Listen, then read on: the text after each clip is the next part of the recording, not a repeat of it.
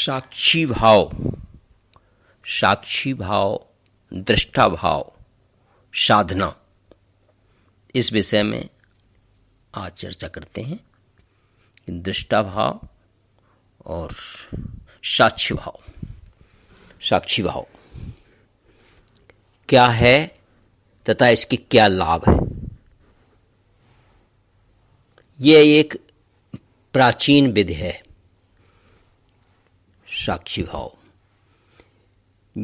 जिसके माध्यम से लोगों ने ज्ञान प्राप्त किया। यह एक ऐसी चमत्कारिक ध्यान विधि है जिसके माध्यम से लोगों ने ज्ञान प्राप्त किया। यह आत्मनिरीक्षण की एक प्रभावकारी विधि है।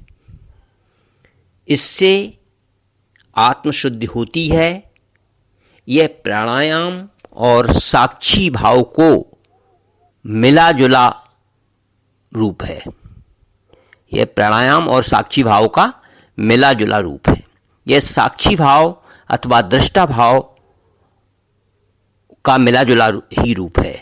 यह साक्षी भाव का ही हिस्सा है और इसी को विपश्यना भी कहते हैं। इसी को विपश्यना कहते हैं क्योंकि ये सब तीनों जो शब्द हैं वो समानार्थक शब्द हैं। साक्षी भाव हो, चाहे वो दृष्टा भाव हो या विपश्यना साधना वेद हो। चिरंतन काल से ऋषि मुनि इस ध्यान विधि को करते आए हैं। गौतम बुद्ध ने इसको सरलतम बनाया। इस विधि के अनुसार अपनी श्वास को देखना और उसके प्रति सजग रहना होता है। देखने का अर्थ उसके आवागमन को महसूस करना है। कैसे करें? इस साधना को कैसे करें? अपनी आती जाती श्वासों के प्रति साक्षी भाव रखना, दृष्टा भाव रखना। प्रारंभिक अभ्यास में उठते, बैठते, जागते, बात करते या मौन रहते किसी भी स्थिति में बस श्वास के आने जाने को नाक छिद्रों में महसूस करें। जैसे अब तक आप अपनी श्वासों पर ध्यान नहीं देते थे, लेकिन अब स्वाभाविक रूप से उसके आवागमन को साक्षी भाव से देखें या महसूस करें। यह श्वास छोड़ी और ली, श्वास लेने और छोड़ने के बीच जो गैप है उस पर भी सहजता से ध्यान दें। जबरन यह कार्य नहीं करना है, सहजता से करना है। बस जब भी ध्यान आ जाए तो सब कुछ बंद करके इसी पर ध्यान केंद्रित करना, यही विपश्यना है साधना विधि और यही साक्षी भाव साधना। इसके लाभ के बारे में हम और बता दें, उसके बाद फिर हम आगे चर्चा करते हैं। इससे क्या, इस साधना को करने से क्या क्या लाभ होता है? पहला, मन स्थिर रहता है। दूसरा, सुख प्राप्त होती है। तीसरा, कॉन्फिडेंस बढ़ता है। चौथा, अनिद्रा दूर होती है। पांचवा, क्रोध कम होता है। छठवां, मन को शांति मिलती है तथा सतोगुण बढ़ता है। सातवां, अच्छे कार्य करने की प्रेरणा प्राप्त होती है। आठवां, मनोविकार से संबंधित रोग ठीक होते हैं। नाइन्थ, कंसंट्रेशन बढ़ता है, मतलब एकाग्रता बढ़ती है। रोगों से लाभ मिलता है। गले, थायराइड और पेट संबंधी विकारों से लाभ मिलता है। शरीर में रक्त संचार बढ़ता है। तनाव मुक्त होता है और चेहरे पर ओज बढ़ता है। बुद्धि का विकास होता है और लक्ष्य प्राप्त करने में ये सहायक है और कई कार्यों में इससे सफलता प्राप्त होती है। जीवन के दृष्टिकोण का परिवर्तन होता है इससे। यह साधना नसापत्ती के रोगों को, माइग्रेन के दर्द को दूर करती है। सहनशीलता बढ़ाती है। इससे चेहरे पर ओज बढ़ता है। अब हम क्या करें? इसको, साधना को कैसे करें? साक्ष्य भाव और दृष्टा भाव की साधना कैसे करें? सर्वप्रथम एकांत, शांत, स्वच्छ स्थान पर सुखासन अथवा पद्मासन में बैठकर नेत्र बंद करके सहजता से गहरी श्वास लें। श्वास की आवाज न हो। तदंतर पूरे संसार से मन हटाकर केवल स्वयं को, अपने शरीर को ही देखें। यह शरीर कैसा है, क्यों है, कहाँ से आया, कहाँ जाएगा, कब से है, कब तक रहेगा। शरीर से पहले क्या था, शरीर के बाद क्या रहेगा, इस शरीर में है क्या मैं शरीर हूं अथवा शरीर से भिन्न हूं? यदि शरीर और मैं एक ही हैं तो शरीर क्यों बदला, मैं क्यों नहीं बदला? बचपन, जवानी, बुढ़ापा ये शरीर के ही धर्म हैं या आत्मा के? यदि मैं आत्मा शरीर से अलग हूं तो चोट लगती शरीर को है, फिर क्यों रोते हैं? कौन रोता है? गंभीरता से इन प्रश्नों पर विचार करना, घबराना नहीं कि कितने प्रश्न हैं, इसका उत्तर मैं नहीं जानता। आप शांत भाव से चिंतन करो, उत्तर खुद ही अंदर से आते जाएंगे। अब अग्रिम क्रम में अपने श्वासों को ही देखना है। श्वास कहाँ से उठा, कहाँ तक जा रहा है? नाभि देश तक हमारा श्वास जाकर पूरे शरीर की नकारात्मक ऊर्जा को नाक के रास्ते से बाहर निकाल रहा है तथा सकारात्मक स्वच्छ वायु को पुनः अंदर भर रहा है। नाड़ी शोधन के साथ श्वास प्रश्वास की यह क्रिया चल रही है। इसको देखना है, श्वास मतलब इस श्वास पर नजर रखना है, इसको देखना है, स्वाभाविक रूप से देखना है, सहजता से देखना है, सरलता से देखना है। श्वास आ रही है, जा रही है, कैसे? जैसे मानो लहर सागर के ऊपर गिर रही है। शरीर को देखो, श्वास को देखो, इंद्रियों को देखो, मन, बुद्धि, चित्त, अहंकार को सूक्ष्म दृष्टि से देखो। जब आपको काम का वेग आ रहा हो तब स्वयं को देखो, यह काम रूपी तूफान कहाँ से आ रहा है।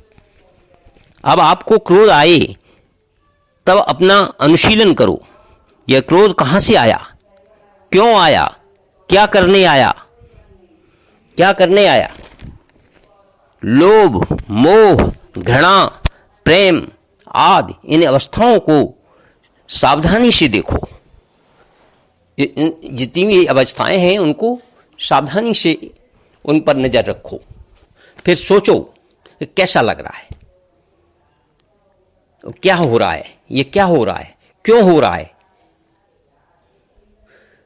क्रोध से भरे हुए किसी इंसान को गौर से देखो, कैसा लग रहा है। सोचो यह परेशान क्यों है, इसकी आंखें लाल, ओठ फड़फड़ा रहे हैं, शरीर कांप रहा है, आवाज विषैली, कर्कश, भद्दी और गंदी आ रही है, शब्द अंगारे जैसे बरस रहे हैं। हमें इस कुरूपता को अपने जीवन में नहीं आने देना है। दृष्टा भाव की साधना का आशय है उसको खोजना। साक्षी भाव की साधना, दृष्टा भाव की साधना का आशय है उसको खोजना जो जगते समय भी देख रहा है, सपना देखते समय भी देख रहा है तथा सोने के समय भी देख रहा है। दृष्टा समझ में आ गया तो संसार का कोई झमेला, क्लेश रहेगा ही नहीं।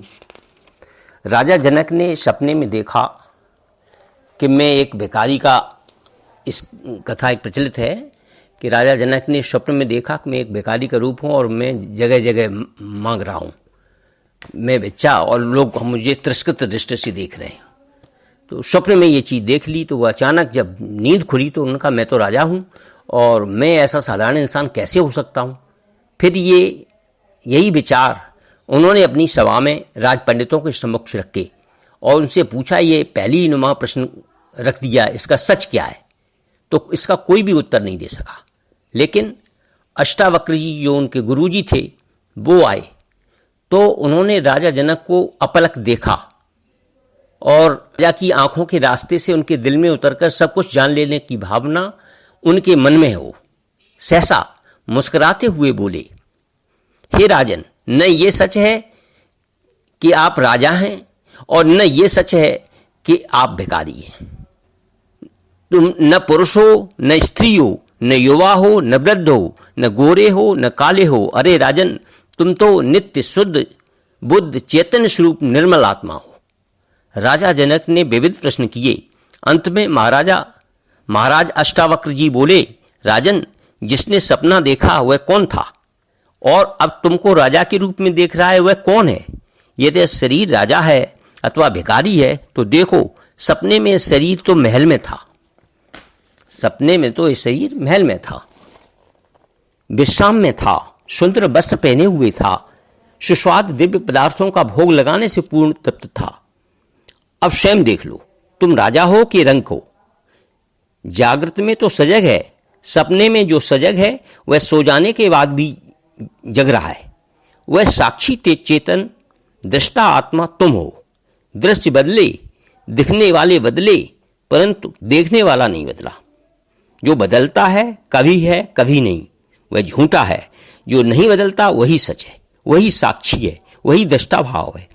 इस साक्षी भाव और दृष्टा भावना की साधना को ही विपश्यना भी कहते हैं। पश्यना का मतलब है पश्य, देख। पश्यना का मतलब है देखना। विपश्यना का मतलब है विशेष प्रकार से देखना। यानी शरीर प्राप्त से पूर्व आत्मा, शरीर नष्ट होने के अनंतर आत्मा, शरीर के रहते भी आत्मा ही सत्य है, क्योंकि वह अपरिवर्तनीय है। इसलिए जब वो अपरिवर्तनीय है तो आपके जीवन में कोई झंझावत नहीं आए। आपका प्रिय मित्र धोखा देकर किसी के साथ चला जाए, आपका पुत्र अथवा पिता अथवा पति अथवा पत्नी, वह जिस पर आपको बहुत भरोसा था वह भी आपको छोड़कर चला जाए, अथवा व्यापार में भारी घाटा लग जाए, तो आपको ऐसा लगेगा कि आपके जीवन सब बेकार है और बदनामी हो जाए तो आप कहेंगे हम जी नहीं सकते, हमें मर ही जाना चाहिए। तब कृपया एक बार ठंडी सांस लेकर, शीतल जल पीकर, अपने सिर को झटक कर शांत भाव से लंबी गहरी केवल 10 बार भरपूर सांस लेना और खुद से पूछना, तू क्या है? जन्म के समय तेरे पास क्या था? तेरे साथ कौन था? जब इस दुनिया को छोड़ेगा तब तेरे साथ क्या होगा और कौन कौन साथ होंगे? अकेला था, अकेला ही रहेगा। अकेला आया है, अकेला ही जाएगा। खाली हाथ आया है, खाली हाथ ही जाएगा। नंगा आया है, नंगा ही जाएगा। तब जो हुआ उसे हो जाने दो। उठकर खड़े हो, फिर अपनी जीवन में खुशियों के रंग सजाओ और आनंद का जीवन जियो। ये दृष्टा भाव और साक्षी भाव है, यही विपश्यना साधना भी है। क्योंकि साक्षी भाव, दृष्टा भाव अथवा विपश्यना ये तीनों समानार्थक शब्द हैं, परंतु हैं बहुत गहरे। लिखने, पढ़ने अथवा बोलने में जितने आसान हैं, जीवन के व्यवहारिक धरातल पर उतारने में उतने ही कठिन है। साक्षी भाव पर केवल चर्चा ही नहीं करना, केवल विचार ही नहीं करना है, अपितु जीवन जीने की कला का ये उत्कृष्टतम राजपथ है। जिस प्रकार कोई समझदार गंभीर सत्यदृष्टा व्यक्ति सागर की ऊपर सतह पर अटखेलियां करती, उठती, गिरती, उत्पन्न होती, मरती, किनारे पर दूर तक फैलती, सिमटती लहरों को देखकर शांत रहता है, उसके बढ़ने से न खुश होता है और न लहरों के घटने या मिटने से दुखी नहीं होता, क्योंकि वह जानता है कि लहर हैं, लेकिन उसमें जो जल है, सागर का जो जल है, वही वास्तविक है। इसी तरह से यह जगत जो है प्रपंच मात्र है। जीवन, मरण, उत्थान, पतन, उन्नति, अवनति, संयोग, वियोग, हार, जीत, मान, अपमान, सफलता, असफलता, लाभ और हानि, मित्र, शत्रु, सुख, दुख, धूप, छांव, दिन रात, नरक, स्वर्ग, अनुकूलता, प्रतिकूलता, सब कुछ जल में उठी हुई लहरों के खेल जैसा ही है। इन सब का आधार एकमात्र चिन्मय ब्रह्म ही है। ब्रह्म में ही यह सकल प्रपंच भाषित हो रहा है और ब्रह्म ही इसका आधार है। ब्रह्म के आश्रय के बिना यह कुछ भी नहीं। इसलिए ये सब जगत है ही नहीं, ऐसा विचार करिए। तब तक मिलने जुलने वाले सुख दुख से हम हर्ष अथवा शोक को सत्य मानकर मुस्कुराते और रोते क्यों हैं, यही समझना, इसी को सिर्फ देखना है। तमाशा देखो, तमाशा बनो मत। दृष्टा बनो, दृश्य नहीं। आप जितना अधिक दृष्टा भाव को परिपुष्ट कर जीवन में उतारोगे, उतना ही जीवन की उलझनें सुलझती चली जाएंगी। हम विषम से विषम परिस्थितियों में शांत और संयत रह सकेंगे। तो ये हुआ आपका दृष्टा भाव, साक्षी भाव और अथवा विपश्यना साधना। ओम परमात्मने नमः इति।